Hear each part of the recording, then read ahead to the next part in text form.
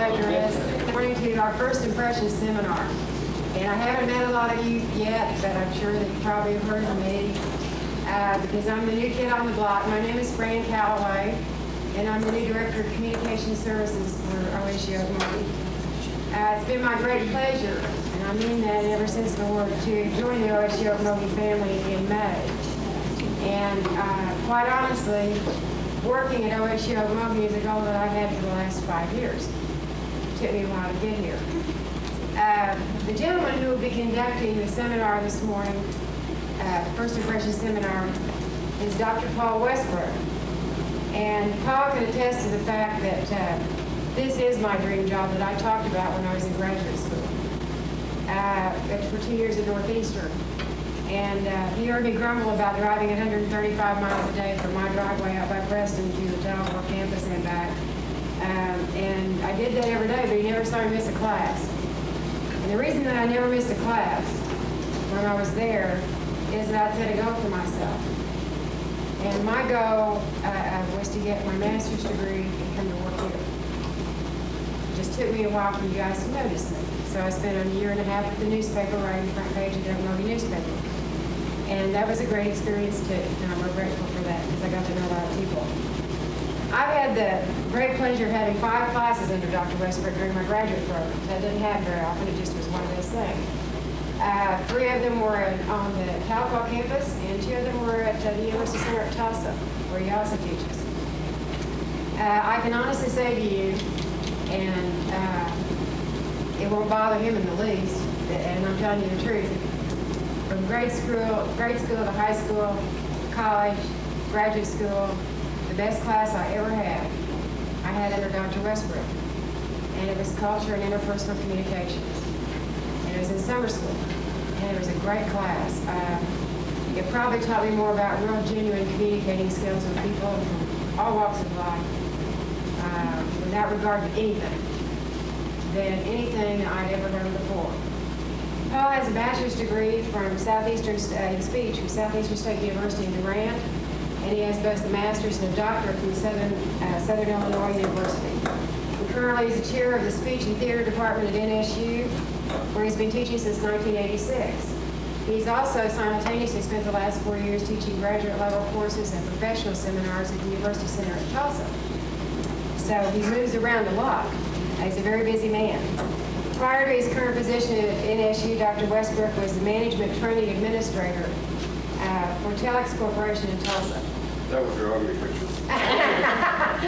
You can say that, get around.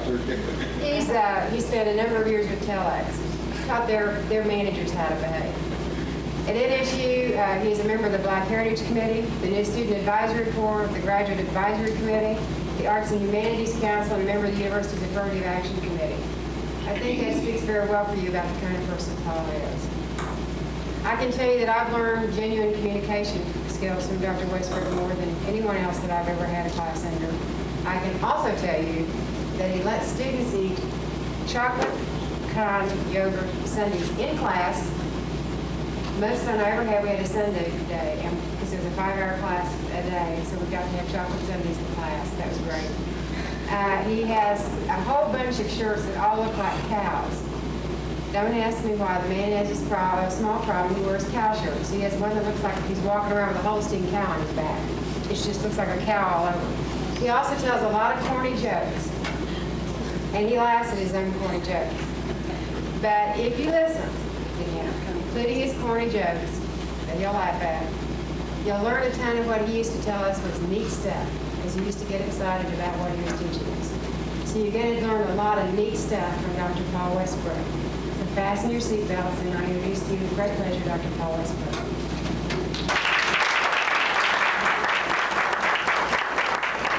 A long way back there to walk up here. I think it's nice to be introduced as having worked for Telex Computer Products, which is closed and merged into Memorex, and everybody I know that used to work there is now unemployed or back here going to school to get retrained so they can get another job.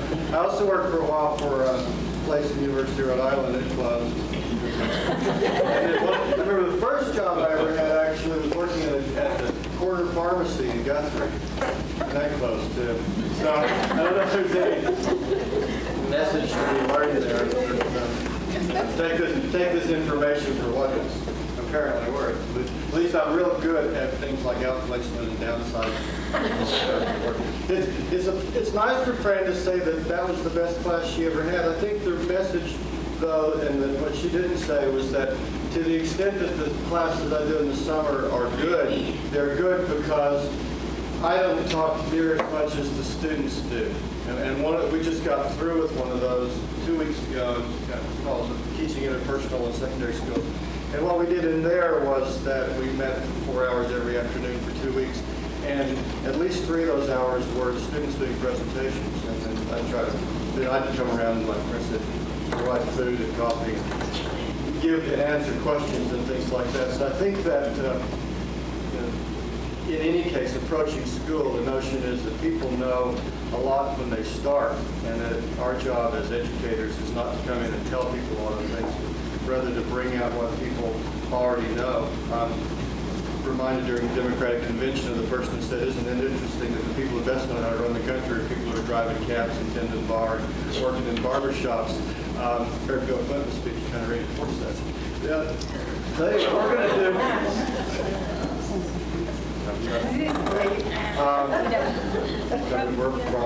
You got to vote for somebody. We're going to do 4 aspects of behavior specifically pertinent to listening. And you have them in your handout, and just remind you what they are, and you'll see. We're going to talk some, and you're going to talk some about nonverbal listening behaviors, because I believe that too often what we try to do is we try to force ourselves to do behaviors with our brains. And what we should be doing more is getting ourselves in a place where we can do things with our bodies and let our brains come along. We'll talk more about that in a little bit. But some nonverbal listening behaviors. We'll talk some about nonverbal communication patterns in different cultures. We live in a place in Oklahoma where a lot of different cultures come together, and we don't all do the same kind of behaviors non-verbally, and we often misunderstand one another because of that. I teach public speaking, and you get a public speaking class that's composed of white kids and black kids and Native American kids and some Orientals, and all those people approach getting up in front of people and giving talks in real different ways. And you get people who like to put their hands down, and other people who are real enthusiastic. So I think thinking about communication without thinking about nonverbal differences is an oversight. Some common mistakes in listening, the more cognitive things that people do that are often not necessarily intentionally, often without being aware of it, cause them concern. And finally, some ideas about improving some basic listening and communication skills. So I'm trying to do those 4 things. It all sort of comes out of an idea, sort of goes like this. I mean, I had a young person in Tahlequah that asked our old veterinarian, Dr. Elliott, about how much education he had. And he sort of considered his answer for a while, and he said, well, son, that depends about whether you're talking about schooling or learning. So we're going to try to tap into both of those. I come out of school and as well as having hopefully learned a few things. And I think we can draw on everybody's experiences, but not only with what we know from school about communication, but also what we've learned by spending time in the world listening to people. So what I want you to do is, I want you to get with 2 other people, groups of 3. I thought, looking at the tables, I'll have to have some clever way to tell you how to do this, but I'm going to let you figure it out. I want everybody to get in a group of 3 people. Scooch chairs around. However you can do it from where you are. Some people just turn around. Now, you don't have 4. If you have 4, don't do it with 2 instead. Either a group of 3 or 2 people. Kind of scoot back, make you carve out a little space for yourself. We're going to make a lot of noise now, so you want to have a view. Everybody got it? Now, I want somebody in the group. I don't care which one of you it is. I want somebody in your group of 3 to designate one person as person A and the other person as person B.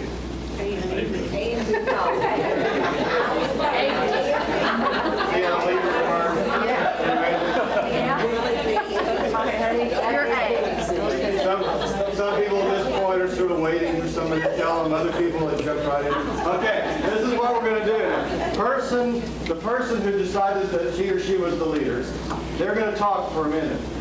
Okay? I want anything you want to talk about. Okay? I want person A to do all the nonverbal behaviors that you associate with being a good listener, whatever you think of those as being. You're not supposed to, and you can say and yes and tell me more. So don't primarily talk to them. Let them talk. Be a nonverbally good listener. Want person B to be a bad listener, nonverbally. Try to stay in the room. Can't look past that door. Okay. Everybody got it? A is good listener, B is bad listener. We're going to do that for 1 minute. You ready? Ready? Talk Go. about anything? Anything you want to talk about. Let's go.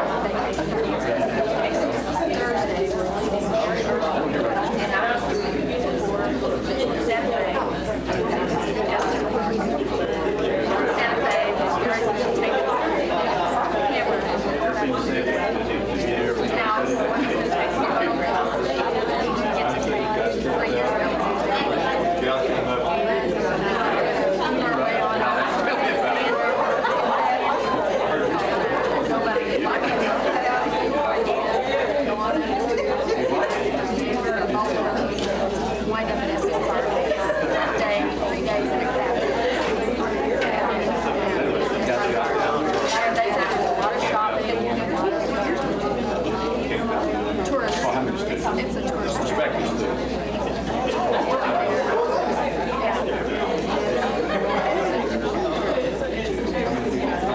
Okay, stop. Now, let's just take 10 seconds. Tell the person who was a bad listener what they did that was bad listening. Yeah, 10 seconds. Go. Tell them what the bad listener did. Yeah, not verbally. Tell them what they did bad listening. Okay,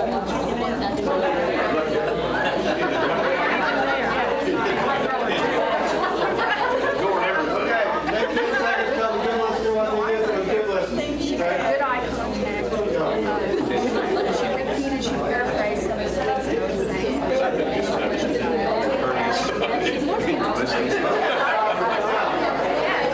That's easy sometimes. Your whole process, one person to the left, so that the speaker is now, oops, sorry. The speaker is now either A or B, whichever way that worked, and somebody else is the speaker and so forth. Move the whole thing one person to the left, and we're going to do it again. Everybody is good. Everybody know who they are? Okay. Talk for 1 minute, go.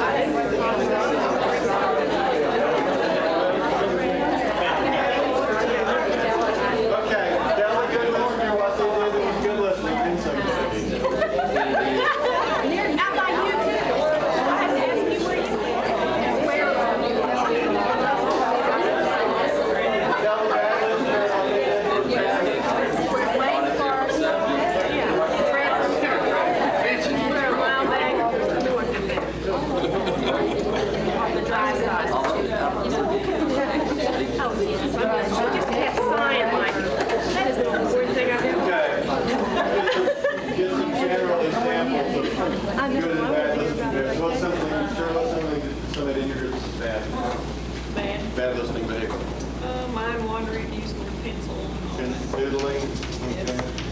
Pencil doodling. Okay, something else. Somebody did as bad as Eating. eating. Okay. Another one. Slouching, crossing your hands in front of yourself. Slouching. Closed posture. What's a fantasy name? You got up there.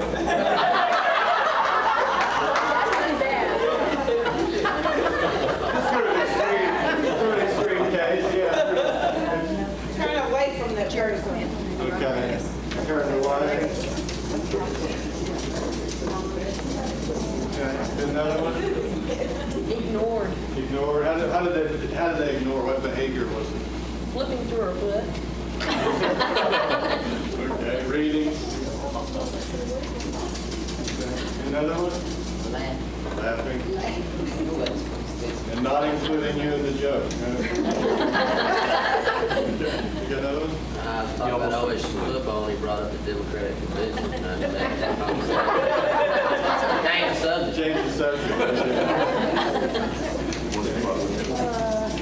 Okay. Another one? Look at the watch. Watch. Okay. Like this is watch squared. It's watching. So it's called watch squared. You another one? Another one? Talking to another individual.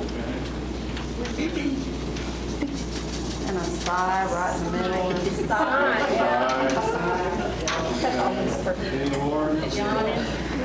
Any more? Spinning around in chairs was real popular. Brad we was know. mastering that.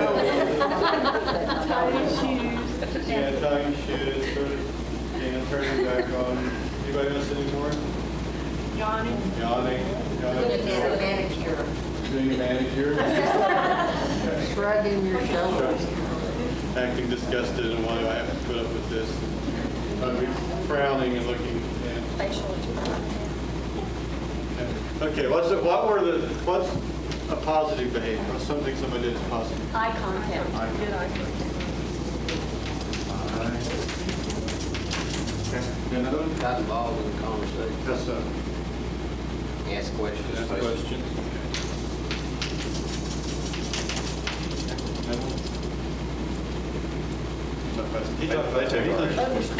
Understanding, Nodding. understanding of what they're talking about. Like, how did you know that? Yeah, Like nodding their head at? well, yeah, like you're with them. Like you're with them. You Yeah, were that's smiling. I never know if I'm talking during the car, he knows. Leaning forward to Leaning forward. That's understanding. It's a big Sure, including gestures. That's not on my little list, but I think some people do little including gestures. Now tell me more. Facial expressions along with this. Okay.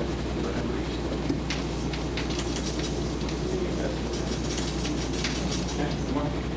Any more?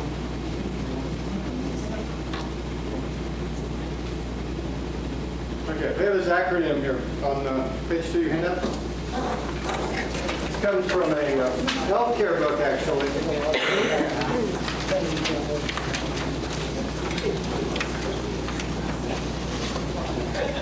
It comes from a healthcare book. It was written for nurses. We were using it for optometry, but I've been adapting it to teaching nonverbal aspects of listening behavior generally. It either spells personals, or if you go from the other way, it spells Alice person. That's sort of like Alice person. Better, but that's all right. Either one. And I'm going to do it from Alice person because I don't make a point and go back up to the top. I think it's handles it that way. A, as people said, is to have stands for an animated facial expression. No, not. Remember, this is for healthcare people, so not looking like a surgeon. Being real sort of dour and stern all the time, but showing some interest, raising eyebrows, showing that you're with them, as the person said. Not only smiling, that'll come later, but generally allowing your face to be a part of the conversation. L is forward lean, not getting right in their face, but like you say, it closes the, get my chair here. It closes the distance a little bit. You're kind of, and so you don't really care about them. But if you're, so it's sort of also a note of power. You go into somebody's office and they want to show that they're more important than you are, and they have to listen to you. Yeah, right. But if they're interested, they sit up a little bit and they kind of think forward. Not, but at least it kind of closes the distance between you and them a little bit. And sit down. Now, remember, this came from doctors. I love this story, and it's not always directly relevant, but it kind of is because all of us have to deal with doctors sometimes. There's a famous research study done in the healthcare profession about patient compliance in the 60s called The Physician Sits Down, in which a physician made the amazing discovery that if you allow your patient to get dressed and sit in a normal chair, and you come out and you sit down and talk to them, they'll be a lot more comfortable than if they're sitting there in those trashy little paper gowns with their hiney sticking to the plastic seat so every time they move. It's real hard to talk to a person in a normal, civilized way when you're behind there and they're fully dressed. And they're standing over you sort of with all their full regalia, and you're sitting there in inferior position. So this guy published this in the journal. So sit down when possible. And I think in regular work, as far as listening behavior works too, I used to have a boss that whenever he wanted to talk to me, he'd come up and he'd sort of say, "How's your work going?" That really inspires good communication, right? They're trying to talk to the person like this. If you get down on the person's same eye level when you're talking to them, or something approximates, a lot easier for them to hear what you're saying if you get your attention. So sit if possible. Personal space. There you go. Personal space or proxemics, usually 3 or 4 feet. Depends on, we didn't put a number here because it depends obviously on the place where you're working. Some places you have some activities you have to get closer, some you get further away. But most people feel, and sometimes you have a desk in between you and so forth, but most people, most of the time, you're about 3 to 4 feet from people you can talk reasonably comfortably. Get too far away, start feeling as though you have to shout. Get too close, start to wonder what office you're in. And maybe you went to the wrong place.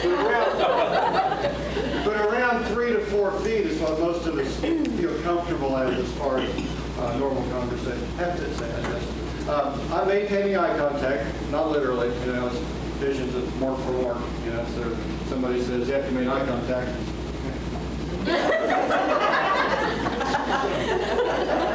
Look the person in the eye. Have a reasonably relaxed body posture. Some people, our president Webb, has learned some of this, but he hasn't got the relaxed part. So you go in, he's talking to you, and he's real interested, but it's almost intimidating. So you want to have a bit of, be conscious, a bit of relaxing. Smiling, as we said, facing the person in an open way. She said, everybody. Lauren? What? Lauren, did you think? Yeah, Lauren said, don't fold your arms. I think distance between people is measured from the middle of your chest to the middle of their chest, breastbone to breastbone. So you can get real close to somebody here, and it's not, maybe not desirable, but it's not real uncomfortable. If you get the same distance over here, it started like, so when you, as we know, when we put stuff across our chest, or we start turning away, it's like turning the cold shoulder and all that, you're increasing the distance between you and someone else. And to turn more toward them and open up makes the distance shorter. Conrad Lorenz tells a story in one of his books about dogs, which he swears is true. It says the chain link fence for a dog is an equivalent of 15 feet. And he tells how these dogs that lived in his neighborhood used to run up and down either side of this fence barking at each other, until one day they were doing repairs on the fence, and they raced down to the end to the place where the repairs were, and there wasn't any fence anymore. And they sort of looked, and they just both ran back about 10 feet, and then they got over back behind the chain link fence and started barking at each other again. But it's, there's it gave that distance to them. They could get real close as long as they knew there was something between them. And people can too. We're more vulnerable when we're front to front. So if we can turn sideways, it's like we're making more distance. So, adopting a more open posture, not putting stuff in front. And finally, head nodding, giving people some, sit down here, you come up, tell me more. That's reinforcing to me too. I understand. Okay. I like it as an acronym because it's easier for me. It's easier for me to remember that personal or Al's person as a nonverbal behavior. And my theory of this goes this way. To close this point and go on. Tom Robbins in Even Cowgirls Hit the Blues said, "The brain is the most important part of the body according to the brain. Once your liver starts acting up, it gives your brain a whole new perspective." And I think the same thing here. I think a lot of times we try to pay attention or listen or be good communicators sort of by force of will. And we think, God, listen to this person. It's late in the afternoon, and I'm tired, and I want to go home. And I've heard this same story 47 times today, and I don't even like him very much, but I got to listen to him. And we sort of get... Because we're trying to overpower our physical self with our mental self. We're trying to will ourselves into effective listening. It doesn't work that way. I think what happens better is you let the brain think, okay, I'm going to sit up straight, I'm going to look him in the eye, I'm going to give him some nods, some good facial expressions. I'm going to open my posture up, and be aware of doing those things, and then the part of your brain which has to acquire that information, it'll sort of kick in and say, okay, body's going to listen. I guess I better get after it here. And it'll come along behind it. I think it allows the body to do its work, and then let the mental part, the cognitive part begin. I think when we try to do it the other way, it doesn't work. Because, like say Tom Robbins said, the brain thinks it's real important. But when you're tired and it's late Friday afternoon, your body is not going to let your brain process that information. You got to put your body in a place for it to do it. Part one, nonverbal listening behaviors. You can't just listen with the cognitive part of your head. You have to listen with the whole self. Now, second thing I want to do is to pay attention to some specific nonverbal behaviors that have to do with cultural differences. It's on page 6. Yeah. I don't try to do it too artificial. Get into a circle of about 4 or 5 people, okay? Or a line, or just turn around and talk to those, you talk to those 4, you talk to those 4. You have a desk in between you, a rough rectangle. Once you scoot around to the end. So like a group of 4 or 5 people.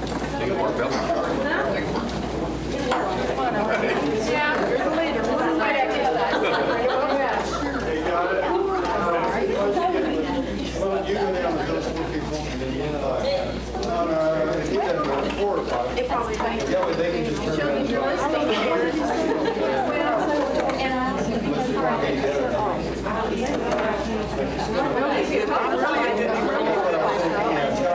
listening here. Okay, now what I want you to do is this. You'll notice that here's one model of some likely nonverbal cultural differences. So you can either use those or you can come up with your own. I want you to think about ways in which people from different societies, cultures, genders for that matter. In the book I teach on gender communication, we talk about how communication between men and women is multicultural communication. Well, it certainly is it's as much multicultural for a man to try to talk to a woman as it is for a black person to try to talk to a white person. So, because the kinds of upbringing and the things that go into making you a man or an adult man or a woman are probably equally diverse. So, think about what kinds of nonverbal cultural differences you know of that make it harder for people to talk to one another. And there are some examples here. You can use these if you can think of an example that goes with them, or you can come up with your own. Places where you encounter somebody from another culture and you didn't realize when they did something what they meant by it, or they had a hard time understanding you because you were doing something which didn't read properly in their culture. Right? Guys that just got back from the Middle East probably had experiences like that. So we'll do this for about 5 or 6 minutes. And then we'll go around and we'll ask for examples. Nonverbal cultural differences. be able to tell us. We're not going to turn this in. We're going to do like we did last time. We're going to go around and say, what examples did you all get? Okay. Give all of you coffee. This will be a chance to do it. You can go over.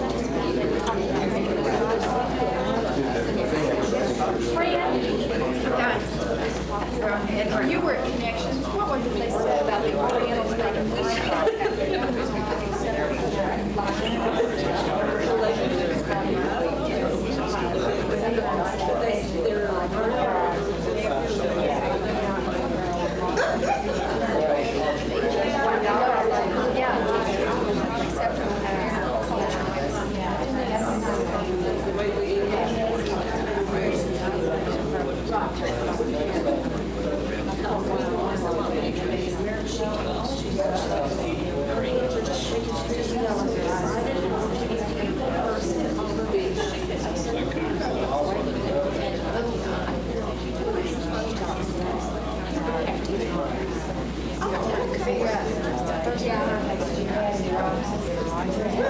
Some don't like it.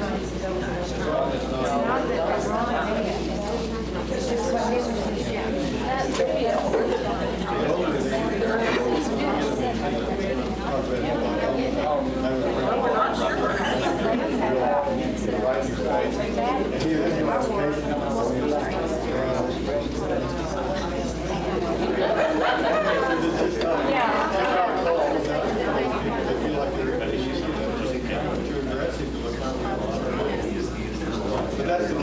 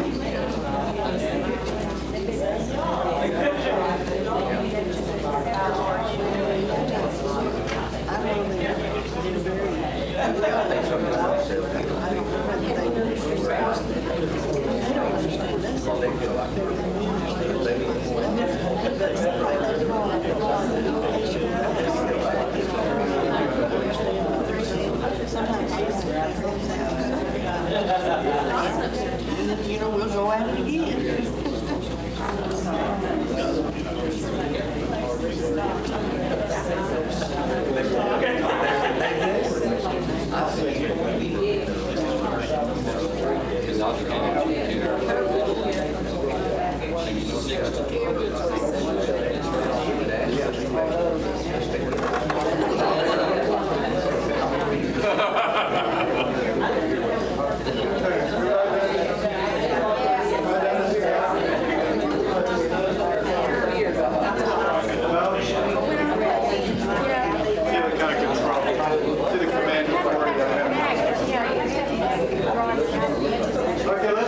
Let's share our examples with the whole group now.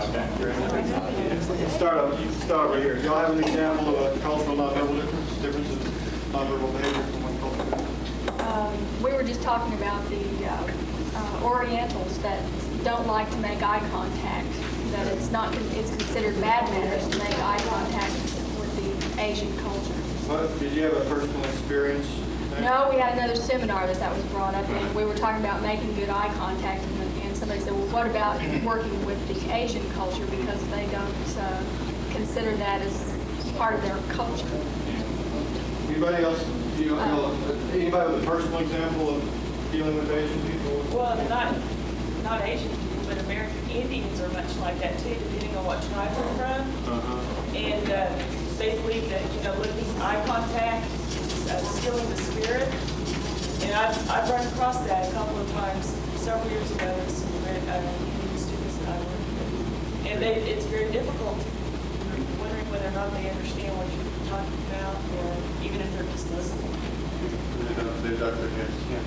We got students that came in from Thailand, and they feel like they can communicate with me better in the student union cafeteria than they can in the stateroom. I tried to get them to go down there, but they come back and told me no. They were going to stand up with me because they could communicate with me better. And that's a minority, I guess, because I am minority. They're considered.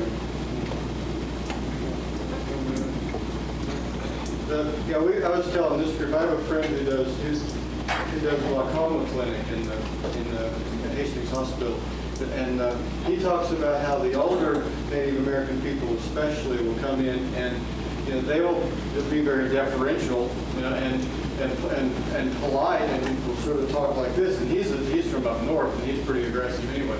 And he's sort of bouncing around trying to get people look you in the eye. And you say, "Now, well, Mr. Mankiller, you understand you need to take your shot." And Mr. Mankiller said, "Yes." And it drives George crazy because he can't, and it probably drives Mr. Mankiller crazy too. crazy white doctors bouncing all around. I'm trying to see if he understands what he's supposed to do about his medicine.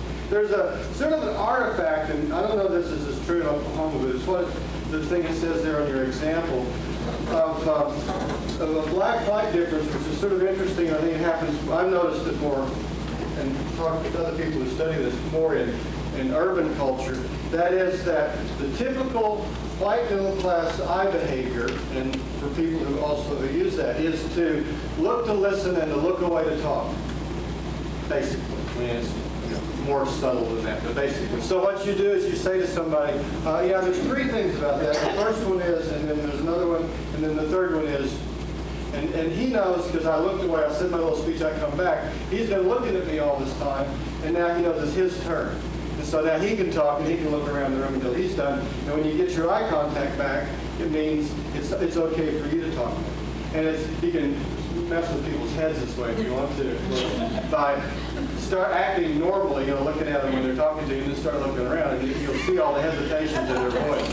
They'll sort of, like, what's happening? They'll start looking around too, trying to see what you're looking at and why you're not paying attention to it. And it really screws up the transition point, because it's an important cue. It's an important turn-taking cue. You come back to somebody, and then you're signaling them you're almost done now. You're going to get to talk. And you come back and you look at them, and then you start looking off again there. So, but it seems that some urban blacks, especially, do exactly the opposite. And they look to talk and they look away to listen.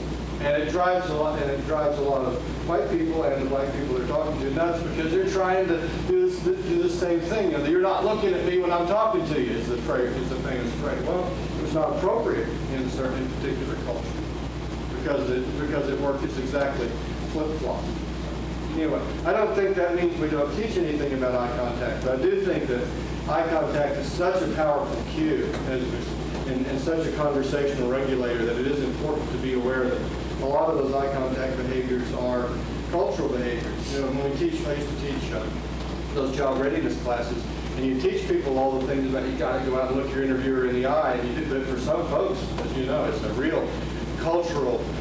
It's you know, it's like telling me I have to eat sushi. You know, it's a big cultural leap to change from being a kind of a meat and potatoes person to eating sushi and rice with chopsticks. Well, it's almost the same, only the other direction about changing your whole conversation.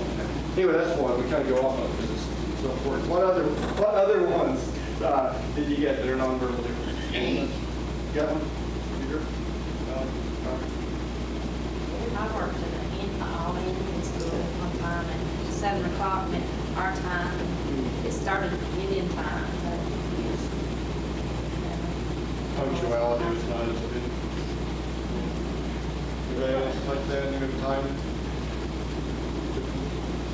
Got another beyond another? He was bringing up the, Yeah, I worked in a place where we had a couple of mutes, and we didn't know how to relate or communicate, but just through hand motion and eye contact and expressions and things, you do learn to know the people, and well, you know, there's a distance always there, but if you try to communicate with them, whether it's just gestures that you make or showing you're friendly to them, they sort of select you as one of their favorite people, even though you don't really have a lot to say to each other. You just kind of relate to each other. Feeling is there. It's a difference in the way that different nationalities eat, the kind of food that they eat. Now you take me, for instance. I like sweet potato pie. Most whites don't like sweet potato pie. I don't eat pumpkin. Most of y'all don't eat pumpkin. I eat chitlins. And I imagine there's probably too many whites in this room that eat chitlins. We eat different. Different in the way that we eat. For me. Well, and the rituals around eating are different. I mean, I'm not real sophisticated. I haven't lived long enough in a lot of places to do real subtle on table manners, but just what sorts of things people expect to happen at a meal. And is it okay to belch at the table? We spent some time, that's sort of the gross extreme, we spent some time in China, and one of the accepted behaviors there is for people to put food on other people's plate. And we can do that a little bit, you know, like with your kids. You'll be at a formal dinner. We were back in NSU, a real formal meal in the president's dining room, and the president of their university and other people, they were just, you try these, and they were picking up food with their chopsticks and putting it on other people's plates back and forth. You can imagine, you know, if you went to have a dinner with the provost and you said, here, try this. Put up a hungry pork chop.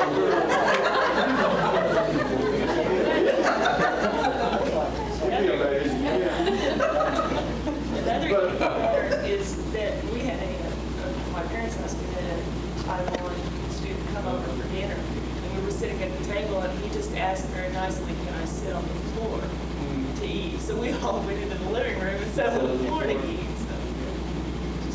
That's just like in the Middle East and in Saudi Arabia. You don't eat with your left hand. Right. They eat out of a bowl. You reach in. You don't use your left hand. You can only use your right. When you're left-handed, it gets kind of awkward when you're trying to get that rice. They got a good laugh out of that. Yeah, man. Yeah. Kept folding. That's fine. Any other examples? Okay, we'll close this up. You see there's five, we broke this for discussion into 5 big areas. And again, all it really is to remind us to provide a category system to be sensitive. We talked about eye contact. The body language is interesting. One of the films that Brandon was talking about that we looked at in the intercultural class was a film called Dim Sum, and it was real interesting in there that whenever they would sit down and deal with serious problems, they'd always sit side by side. There was an uncle, Chinese man uncle, and his brother's ex-widow's daughter. His brother's widow's daughter. He was interested in his brother's widow.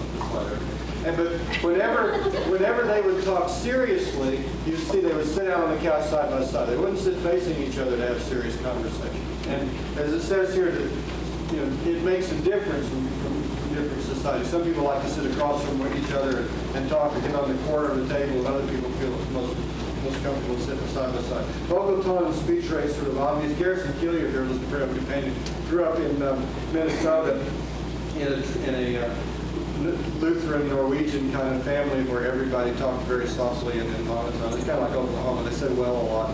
He had a fantasy that his real parents were Italian, and that he had been adopted by these Norwegians, and that someday his Italian family would come to get him drinking wine and wearing bandanas and singing loud music and dancing and playing gypsy violin. That it was all a big mistake. He really wasn't this calm sort of Midwestern kind of person. He was really a hot-blooded Latin. But there are differences. We know from Oklahoma what it's like when we go to New York or the West Coast to New England, and how we have to readjust our whole patterns. Come on, speed up. I have a friend from Florida that talks even slower than we do, and I find myself interrupting him constantly.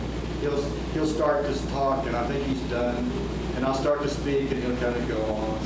And it's just his patterns of speaking are so we can still talk, but it's real hard for me not to just constantly, come on, Jimmy, say something. I know you're laid back in Florida. Physical space is different. Did you find in the Middle East that it's true that they're staying closer than else do? It's very hard it was hard for me to get used to, because when we go in there, they're real friendly, and they want to sit right by you. And their whole culture is so much slower than what ours is. Because you go in, you drink 3 cups of coffee, then 3 cups of tea, and then you chat for a while, then you get down to business. This whole time they're being close. It's not uncommon to see Arab men holding hands, just friends. That was hard to get used to.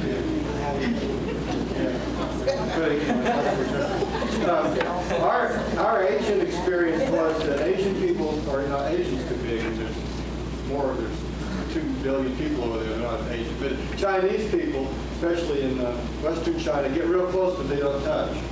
And so I guess there's so many people you develop a real sense, but the people we got to know in China, they'd be a lot closer than was normal in Oklahoma, but they wouldn't. But unlike Oklahoma, if you got that close, you'd be touching somebody in the arm or patting them up. They'd never touch you, and you'd start to touch them.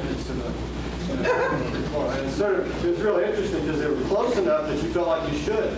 And when you're working with somebody, you reach over to talk to them.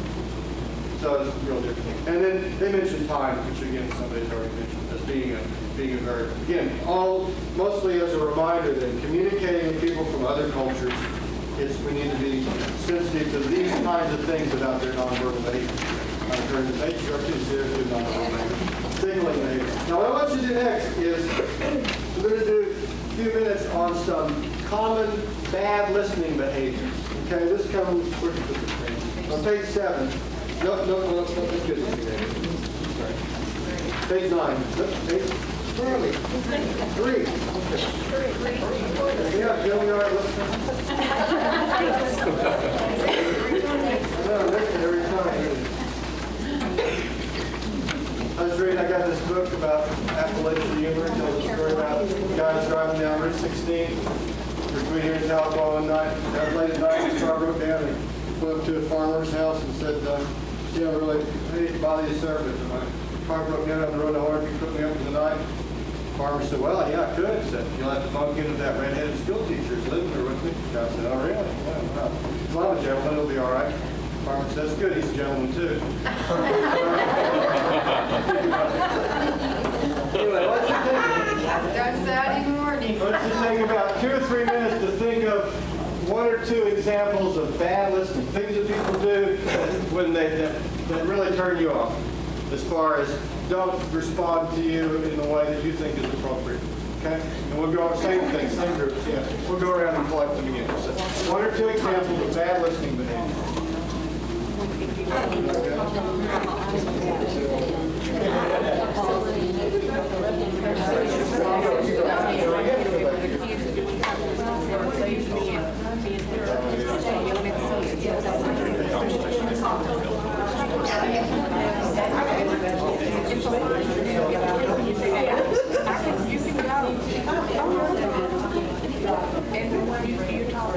I'm talking.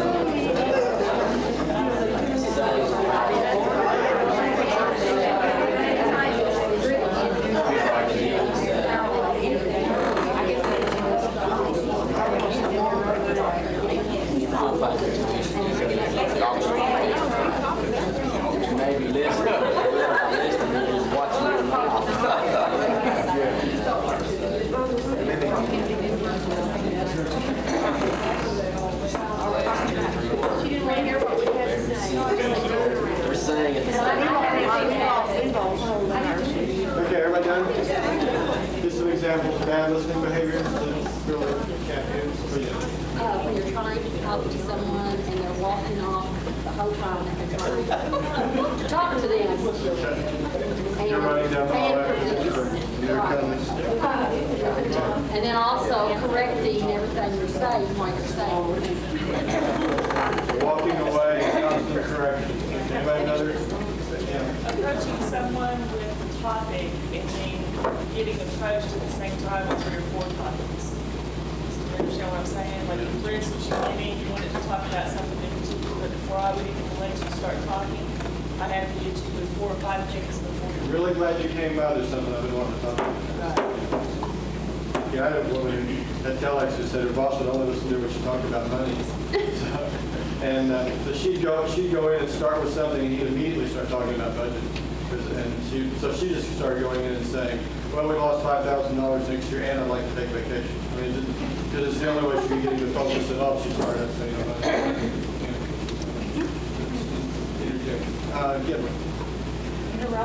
Interrupting. You know somebody who does that? You want to talk about him?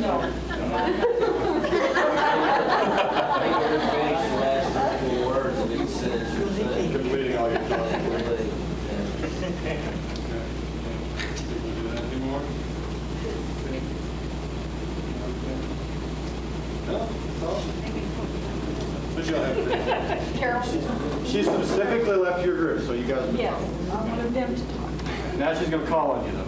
So, anybody have an example of who got this? Oh, yeah, on the telephone. Oh, we're talking about when you're talking on the telephone and you're talking, and the person that you're talking to turns away and starts yelling at the kids or talking to someone else, Okay, yeah. and then come back and says, "Oh, is that right?" That's how they heard you all the time. Right, Yeah. I like it when people keep working on their computer while you're talking. They say, wait just a minute, and then you hear click, click, click, click, click, click in the background. Any more? Well, you have some here, 9, I think. We can kind of go through all my little cute examples that are sort of attempt to categorize. And we, like always in social sciences, we do this as a way of identifying some behaviors so we recognize them when we hear them later. It's not an exhaustive list. You can probably reduce it to 6 or up to 25, but it's a sample of some of the kinds of things. Pseudo-listening or fake. PSCU, you know, pseudos, the way it originally came out, the fake listeners. People pretend they listen. Everybody's students do this. And students learn that if you seem attentive, you don't get called on, right? So they sit up and they look at you and they're sound asleep. But they have good eye contact and they look real alert. There's just nothing is happening there. And it's sort of like other, you have people do this. You talk to them, they didn't hear a word. They just go. Stage hogs, as it says, are the people who only let you talk so they can catch their own breath. It's like that old joke about, that's enough about me, let's talk about you. What do you think of me? And the same idea here. They're sort of like my learner's example. They will let you talk occasionally, but they get embarrassed talking to the wall, so they like to have somebody in the room, even though it doesn't really matter too much if somebody's there. They're just making a speech. Selective listeners, as it says, only hear the parts that they like, and they either ignore or reject everything else. And I was still up there. Remember, I was telling you, we had a guy who's big in volunteer fire department, which is good. I don't know, thinking nasty things about volunteer fire department. But that was all that Harry Fenton cared about. So you would hear people having those conversations like you do around the cubicles, and then after 5 or 10 minutes, someone would say, "Hey, see about that truck overturned out on the Broken Arrow Expressway?" And the next voice would be Harry. So yeah, it spilled this chemical, and the thing they should have done when they fought that fire was, and that's, and then it's all, he gets through, nobody else talking about firefighting, when he goes away. And again, we know people like people who go to parties and they complain that they didn't have a good time because nobody wanted to talk about their thing. When anybody there like fishing, or when anybody there who like, they don't adjust to anybody else's topics, they only want to go with their stuff. Gap fillers are people who like to know what's going on, even though they don't really have a whole lot of information. You see 2 people walking from the front of the building back to the cafeteria, and before they get in the line, someone says, "Gee, that's interesting. I didn't know they were going out. And it's too bad about it. She was married to that really nice guy, and now she's hanging going to lunch with him, and they have those cute little babies, and they just bought that house. And this is really going to upset things around here. I wonder if her husband knows yet, or if I should..." We had a Catholic priest in Tahlequah. He moved from Philadelphia to Tulsa to Tahlequah. He said, if I took a leak on the tree in front of the church, it'd be in the newspaper before I got my pants zipped up.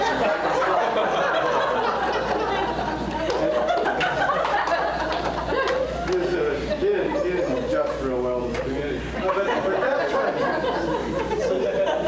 that's the sort of thing here. It's people who only get little partial pieces of information and they fill the rest of it in to make it work.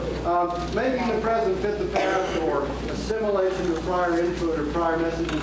The students like to talk about this as the first time they come home from college.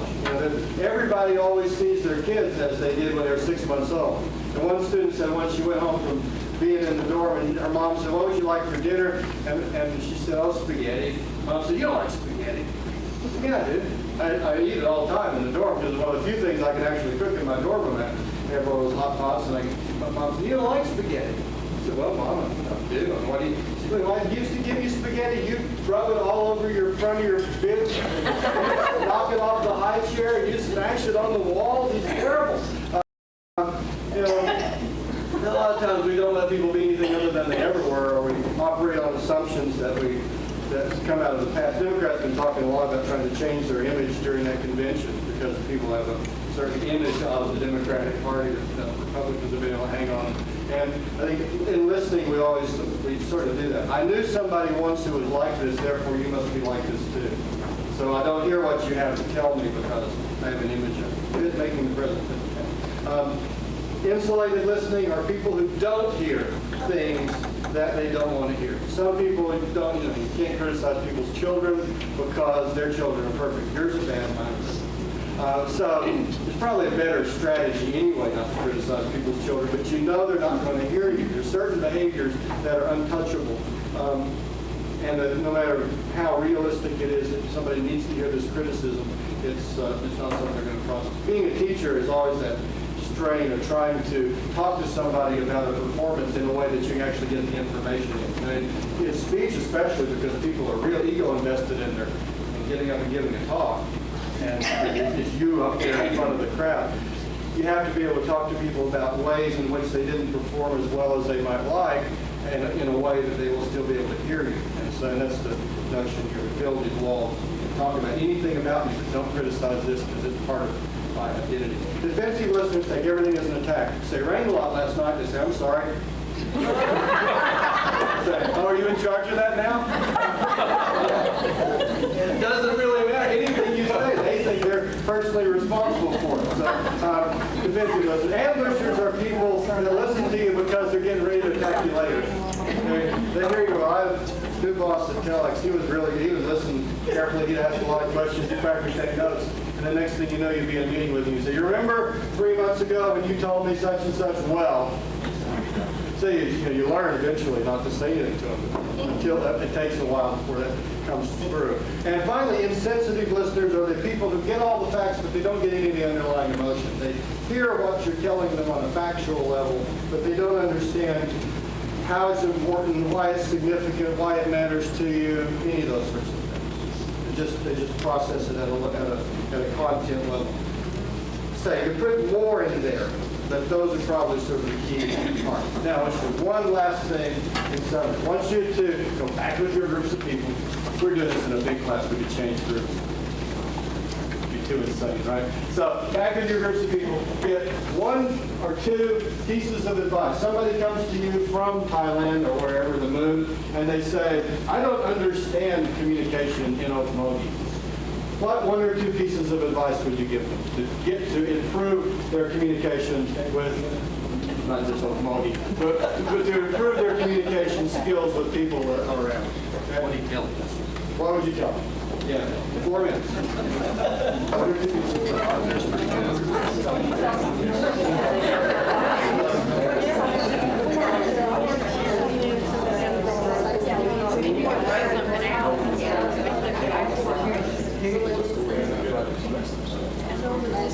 Yeah, the thing I'm going to do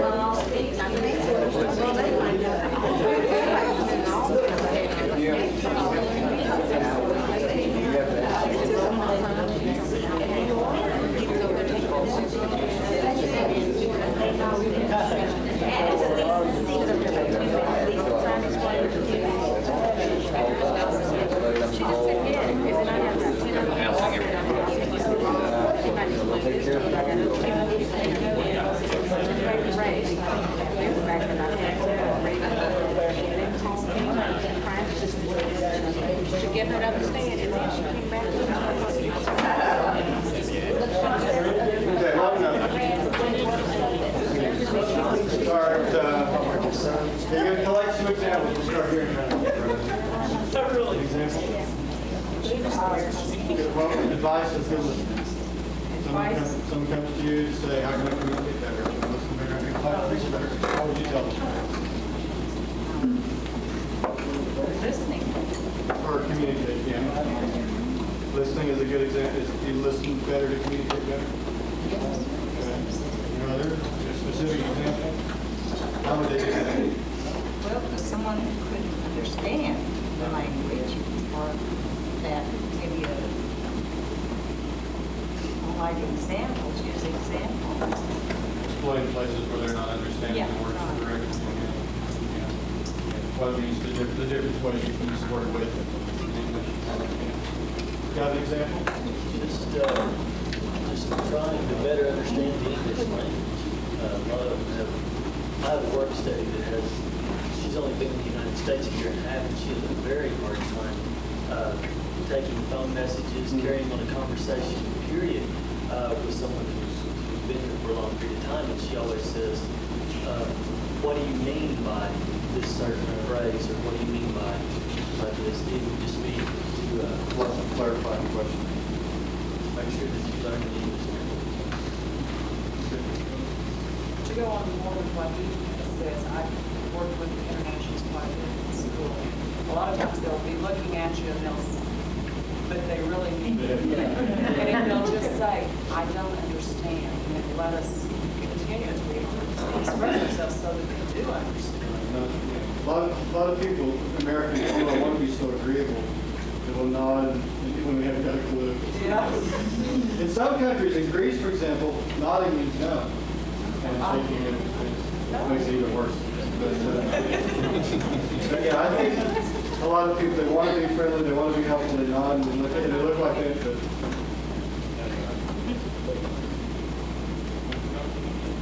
We just came up with honesty, and just, if a person came up to me and wanted to know how can I better communicate, I would in turn tell them, just be straight up and honest and tell the person communicating if you don't understand English fully, that if you wouldn't mind taking it slow and helping them understand.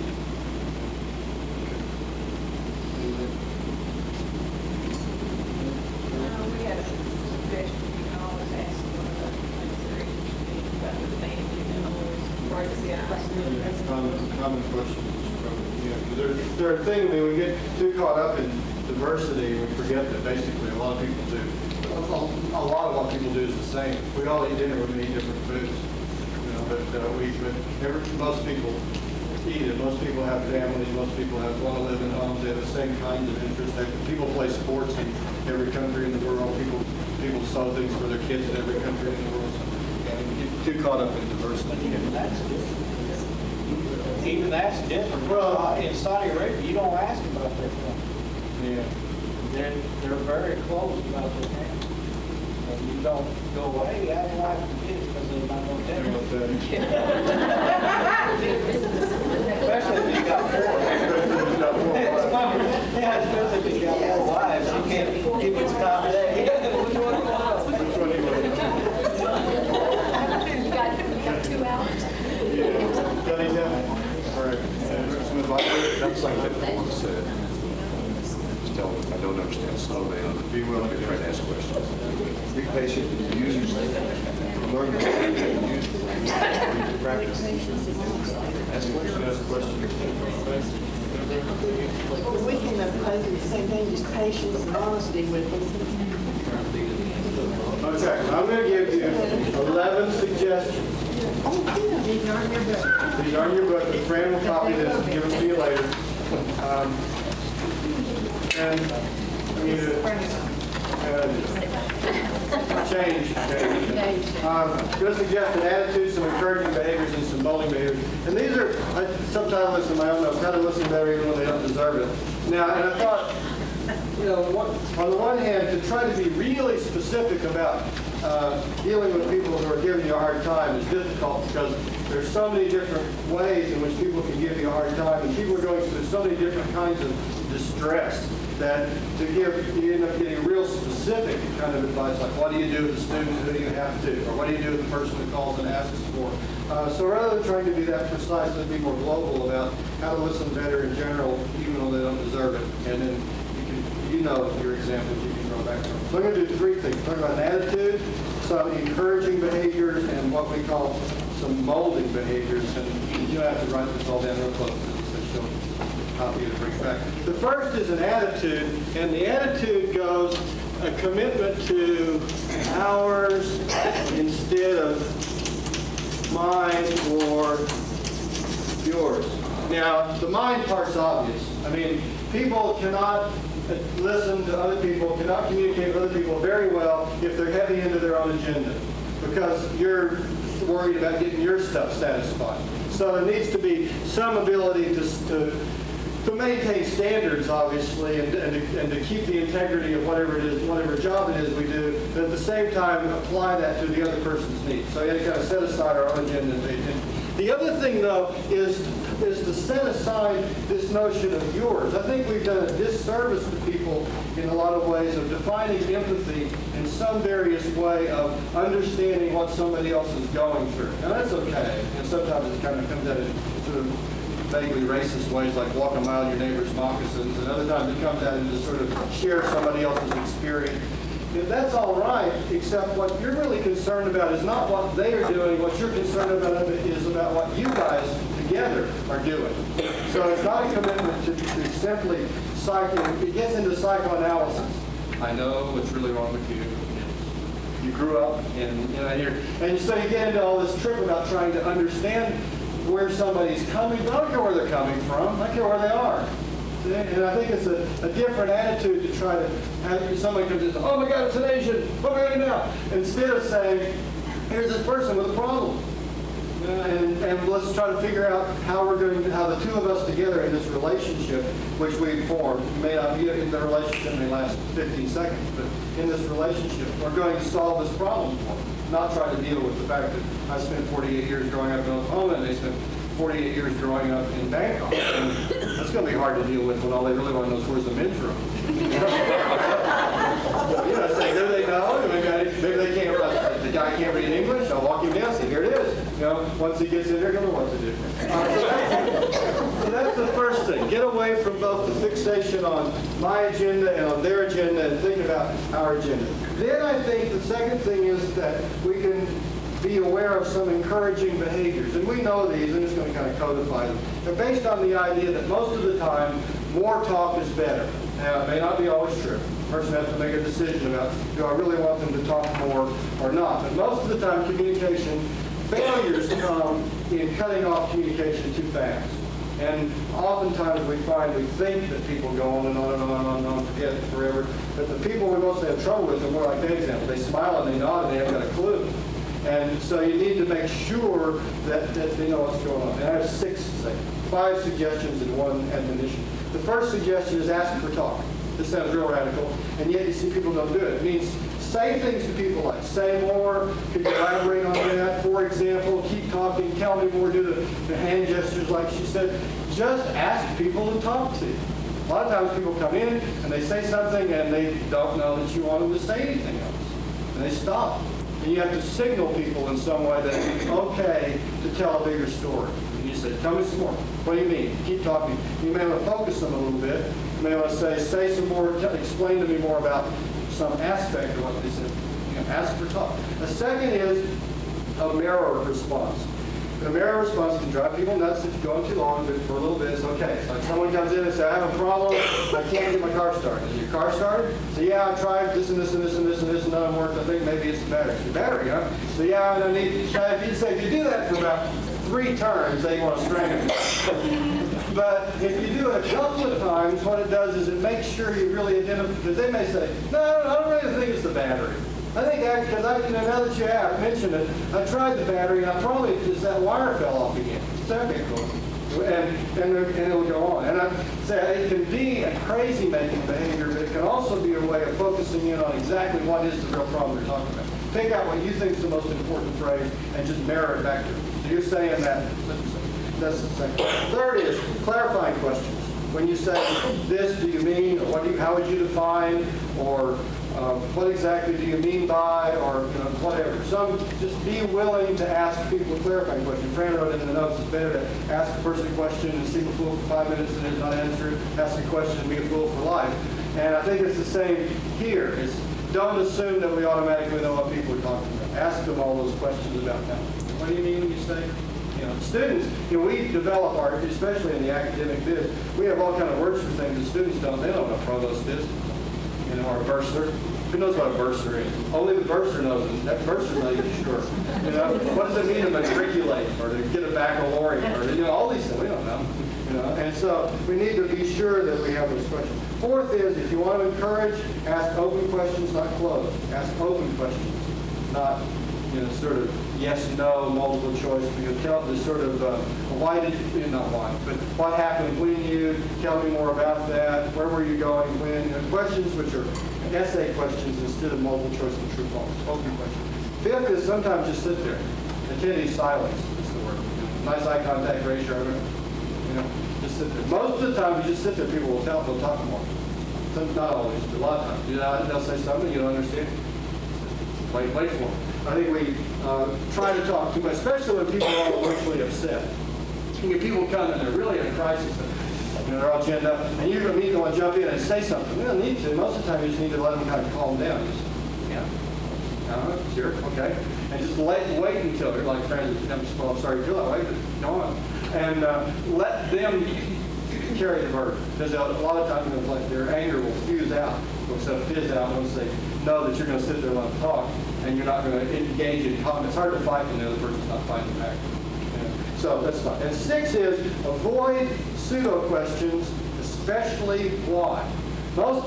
There's an argument in the speech books that there's no such thing as a question. All there is arguments with rising inflection. But especially that's true when the question begins with why. Like, why did you do that, jerk? And it doesn't always have you jerk on the end of it, but there's that implication. Why did you leave the milk so close to the counter that it would fall off and get all over the kitchen floor?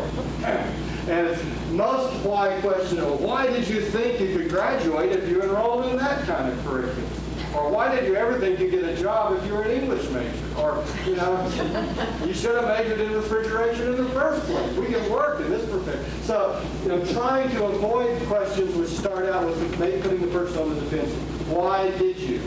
Kind of question. As I think, generally we have to just be conscious of, am I really asking this person a question or am I arguing with them? Like, where are we going Friday night? It's sort of a question, and it might be, don't you think it's about time we did something besides sit home and watch baseball and drink beer? Who's going to carry out the garbage around here? Not a question. That's not really a question. It's about time you got up and carried the garbage out. The kitchen smells like a septic tank. Are we really asking people a question, or are we just, say, an argument with a rising inflection on the end? Those 6. Finally, molding behavior. So those all encouraging behavior. Finally is some molding behaviors. Now, the idea here is that, said before, communication is a cooperative process. The way we define this in speech now is that people come together and they have to decide what they're meaning when they talk to each other. We sort of form these little private communication universes. You see it really when you go to somebody's real foreign interview, like we do this in healthcare communication. Patient comes in, patient has one whole set of experiences. Doctor's there, doctor has had a whole other set of experiences. Doctor doesn't hurt, you hurt. Doctor has all these words for things. You kind of know what they are because you've been to the doctor before, but they don't mean the same thing to you as they do to the doctor. Same thing in school. Words don't mean the same thing to a student that they do to the professor. A test, for me it's a big deal. It means I got to find somebody to grade me. All right, I have to study for it. I have to take it. I don't have any of those anxieties. A ticket means a whole different thing to a driver than it does to a police officer. Right? So we come out of different communication universes, and we come together, and for the time we're together, we have to figure out what things mean to each of us. What is it going to mean in this situation? And you can mean that sort of a big cosmic kind of, sense, or in a real kind of practical way. Like what does the word women mean on a door? Some guy comes from Asia, I want to meet some girls. No. Bad idea.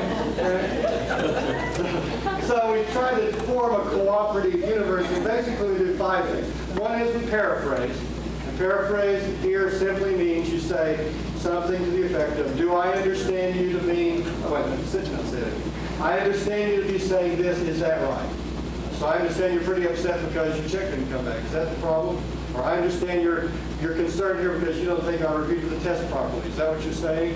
Or so you're telling me you've been on hold for 30 seconds and you think that's too long. Is that right? Or whatever it is, you tell them back what you think you heard them say. Paraphrase. A second is you ask for a paraphrase. You say, now I've just told you this. Tell it back to me in your own words so I'm sure you understand it. You ask them for a paraphrase. See if they're getting it the same way that you're getting it. Ask for a paraphrase. Third is you add an example. So when you say this, do you mean? Or when I hear you talk about such and such, does that mean the same thing as this? You know, sort of, this is what I think of as one of the, when you say football, do you mean like the University of Oklahoma or the University of Australia? I mean, you know, what kind of football are we talking about here? You know, so we know what's going on. Fourth is what they call run with the metaphor. And run with the metaphor is pick up whatever image the person's using and ask that image back. Like when you say it's a zoo, what kind of animal are you? Or when you say, and this can be a little bit, you know, Oprah Winfrey-ish if you're not careful, Bill Donahue. But if you just pay attention to the kinds of metaphors that people are using, you know, I see this. Well, what exactly do you see? You use the same kinds of expressions and words that they're using because that's the way the other person thinks. Now, they're not using those words casually. They're using those words in a meaningful way. So this is working here like being on Married with Children. You know, which character are you? You know? So run with their metaphor. And 5, I wrote gently at one point, but point out the verbal and inverbal inconsistencies without getting hostile to it. Like you say you're comfortable, but you're sitting like this.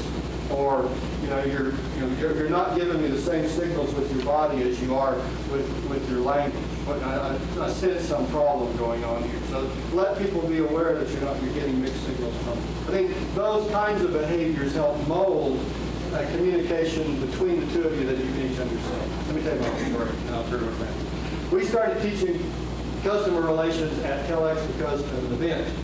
And specifically, we started teaching paraphrasing at Telex because of an event. And the event went like this. We had a quality of service card that every customer sent in. And it was sort of your standard, are you satisfied, or do you hate us, kind of 1 to 7 form. So we sent this card out to this big hospital in Boston, and they checked, and on the line where it said, are you happy with your preventive maintenance service, they put dissatisfied and sent back. So I came in, and Roberta got it, and Roberta ran over to Joyce and said, Joyce, big Boston hospital's dissatisfied with the preventive maintenance we were just. So Joyce ran and told Polly, and Polly said, they're unhappy with their preventive maintenance, we were just something. And Polly told Bill, and Bill told Charlie, and Charlie told Frank, and Frank told Jim, who was the customer service rep on the account. And Jim went out, this was a terminal account. All they had was terminals and printers. They had a mainframe, but we didn't do mainframe. So Jim went out and he tried to figure out a way to make them happy with the preventive maintenance. Now, there isn't really any preventive maintenance on a terminal because there's nothing to preventatively maintain, right? So he Windexed all the screens, and he turned over the keyboards and he shook out all the sesame seeds, and he kind of laid their cords out nice so they weren't tangled, and he straightened up the printer paper, and he just sort of generally dusted, and he took the guy to lunch and all this kind of stuff. And then he called back to Frank, who was his boss, and Frank went out and Frank made nice to the guy for half a day. And then Frank called to Steve, and Steve went out and made nice to the guy for a while. And then Charlie came up from New Jersey, and he made nice to the guy for a while. And we figured we put out $10,000 in this account. And after all this, Jim, who's the guy who told us the story, finally went back to the account and said, well, I hope you're happy now about your preventive maintenance. And the guy said, what? And Jim said, well, you sent in this card on our quality of service report that said you weren't happy with the preventive maintenance, and that's why we've been out here trying to fix things so you'll like us better. And the guy started laughing and said, I wonder why you guys got so attentive all of a sudden. To see what happened was we got that card, and Elizabeth, my secretary, said, got this card from Telex, should we fill it out? And I said, yeah, sure. They're a pretty good vendor of ours.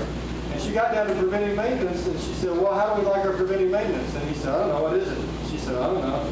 I said, well, we must not be getting any then. Check dissatisfied. And sent it in. And because nobody went in and asked the question of, we understand you to be unhappy with the preventive maintenance you're getting, is that right? And gave him a chance to say, no, I just wanted to find out for sure what we're supposed to be getting. We spent all that time and all that energy and all that management effort to try to solve a problem that didn't exist. And I think that's when we started teaching people about listening and paraphrasing and modeling behaviors, to make sure we understood, we lived in the same communication unit. And we gave people a chance to tell their story. That's what I got. Appreciate your time. Thank you, Bob.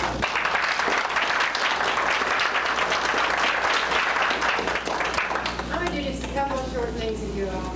One is, the first thing I'd like to do is, Paul was talking about making assumptions, and it really struck a chord with me, because I think so many times, those of us and those of you on campus, so often, and I'm the worst among them sometimes, make assumptions about people. And I have probably the best classic story about assumptions, which occurred at his university, and it involved me. What happened was, I went back to school to get my master's at the age of 48. I also had a daughter who was going to NSU at the same time.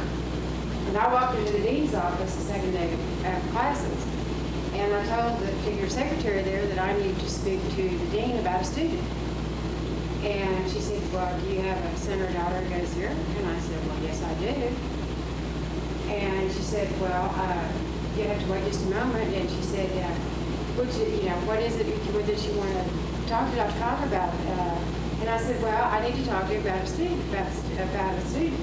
And I didn't want to tell this lady that it was me, that I had some real questions, and I had been to 2 classes, and I decided, God, at 48, I'm too stupid to do this.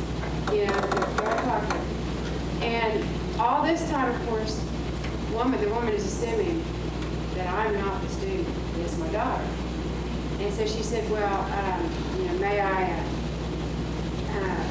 can you tell me a little bit about the student and what the problem is? And she said, what's your daughter's problem? And I said, no, the student is not me. You're not my daughter, the student is me. See, she made an assumption that scared the fool out of me. I thought, it reconfirmed everything I thought about myself. I don't fit, I can't do it, nobody's going to answer my questions, and believe it, folks, you know how many non-traditional students we're getting on this campus now. We're getting people like me who go back at my age to get a degree for the first time here. We're having people who've been caught up in the workforce shifts and are coming back to be retrained. So don't make assumptions. I ask that of you. Please don't make assumptions about me. One of the things that I want to talk to you about, because it's one of my pet peeves, and you all are my primary marketing tool. That's why you're here today. You are the best tool I've got that the university has to help market OSU Okmulgee. Because you're the ones that greet the people. You're the ones who work with people on a daily basis. Potential students, existing students, parents, you name it. The influencers, the people who bring us students. And one of my pet peeves, bad phone manners. So we're going to talk a little bit about bad telephone manners. If you turn to page 9, we'll run through them real quick. We'll take it a second. There are just 5 basic things that I'd like you to remember. And then there's some little things. The first 5 are about how you need to sound. And I don't know how your department does it, but what I have encouraged my new department to do is, and we're just all in the learning process, and of course we're half moved and half not moved, but we will be answering the phone. Communication Services, Fran Calloway, how may I help you? We are a service, and each one of us in any capacity is a service to the student, to the parent, to the whatever. So we all need to work on our telephone manners. In particular, 5 different areas that I'd like to look at the top 5. Try to be warm, cheerful, and upbeat. It's not going to hurt. And it might improve your whole day if you could just try and remember when that phone rings to try and be warm and cheerful and upbeat. It rubs off on other people. Use clear diction. I don't always do that. I get into my oaky slurs sometimes and I forget to pay attention, and it's easy for all of us to fall into. But when you're on the telephone, try and talk clearly, because it may be a foreign student who's coming here trying to get information, following long distance to overseas. It's very important that you speak as clearly as possible. speak at a normal tempo. Now, that's my biggest problem, because I come from back east originally, and I'm an Okie transplant. I consider myself an Okie kid, but my parents are both from back east, and I grew up with the, you know, and so I have to really watch myself to slow down on the telephone. People understand you better, and people from Oklahoma sure aren't going to understand you if you talk too fast. Use a normal volume. That's also another problem because I was blessed with my father's great big voice. It's an asset sometimes, and sometimes it's not an asset. But try and use a normal tone of voice with people. And try and find a good voice pitch. You know, there's nothing worse than somebody that shrieks at you with a telephone, a real high voice like that. Okay, so you can't possibly hear it. You know, so try and reach a happy medium. Surely you can work on your voice a little bit to find a good telephone voice. Now, there's some real basics down there at the bottom. I'm going to let you read them at your leisure, but the first one is something I would encourage you, first of all, for your department to figure out a way that you answer the telephone in a standard manner. If the person who is responsible, if one person answers the telephone for your department, for heaven's sakes, identify the department and have that person identify themselves by their first and last names. It's just real helpful. If you're the secondary person receiving a call, identify yourself and say, how may I help you? Even if Susie, my secretary, answers the telephone for me and transfers the call, I will answer, Fran Calloway, how may I help you? And, you know, that's so try and find in your own department a standardized way. Then, my pet peeve, don't let the telephone ring more than 4 times. There's nothing worse than, what's her name, the comedian that did the one ring you need, 2 ring you need. Yeah, when it gets to 17 times, man, I'm out of there and I'm not calling back. And I think a lot of times, you know, we really are bad about that. I know there's sometimes you can't help it, but try and remember and try and answer within the first 4 minutes. Surely there's somebody in the department who can pick up a telephone. So try and do that. Always return your calls, preferably within that day. Call when it's convenient for the other person, not just for you. So, you know, don't call somebody at 11:35 when you know they're probably on lunch break and leave another message so that they have to call you back. That's making it convenient for you. You know, the caller you should be sensitive to the other person's ability to stay on the phone for an length of time. They may be real tied up, it may be a busy person. And so try and think, you know, in terms of that person's job, they may be, if it's faculty, they may be running their class. So don't bog them down. Cut a call short if you must, but do it tactfully. You say, you'll have to, excuse me, may I call you back at a later time? I have somebody waiting on me. Or if somebody's in my office and we're having a meeting, would it be possible for me to call you back at another time? There are ways to cut off a conversation and still be polite. So courtesy is a priority. Courtesy is a priority. Don't overload if you have to leave a message. Don't tell them your life history and expect the secretary to take it down. They don't care. Make it simple. You know, I'd call David and if he's not there, I'd say, could you please have David call me at his convenience? This is Fran Calloway. I'm at extension 431. I need to talk to you. That's okay. David's going to call me back when he has time, when it's convenient. And this is a real problem on our campus because every phone works different. But please try practicing with your phone on how to transfer a phone call. Now, I know that we've got a phone system that was built in 06 and needs to be replaced, but it's probably not going to happen for a while. So we all need to learn how to transfer phone calls. So those are the basics on telephone. There are a few other things that I have to say, that I'd like to say to you all before I pass out these little things that I want you to take with you. The reason that you're here today is because in 1993, OSU Okmulgee is going to embark on a major marketing plan. And when I first began to think about who are the people who are the most important that can either make or break any kind of a marketing plan for the school, it's you all who work with the public. It's you who greet the students, talk to the parents. We can develop the world's greatest marketing plan in the world.